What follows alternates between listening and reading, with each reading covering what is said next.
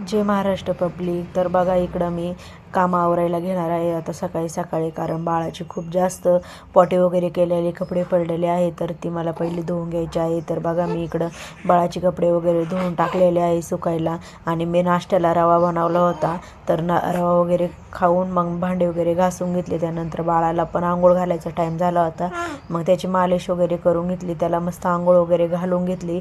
बघा किती मस्त दिसतं आमचा टकलू. आंघोळ वगैरे घालून झाल्यावरती त्याला झोळीमध्ये टाकलं, मग झोका दिला. आणि झोका देता देताच मला पार्सलवाल्याचा फोन आला, कारण मी ब्लँकेट मागवलं होतं बेडसाठी. तर ब्लँकेट आलं होतं पण ते काही व्यवस्थित नव्हतं, मग मी परत रिटर्न प्रोसेसला केलं ते. आणि त्यानंतर बघा पिल्लू स्कूलमधून आला होता, मग मी पिल्लूला स्कूलमधून आणायला गेले. दुपारचं डाळ खिचडी बनवली होती. आता मी सध्या डिलिव्हरी झालेली आहे आणि लहान बाळ आहे माझं, त्यामुळं मला असंच पातळ वगैरे खावं लागतं. त्यानंतर बघा वाटाणे सोलायला घेतले, कारण मला संध्याकाळचं पावभाजी बनवायची होती.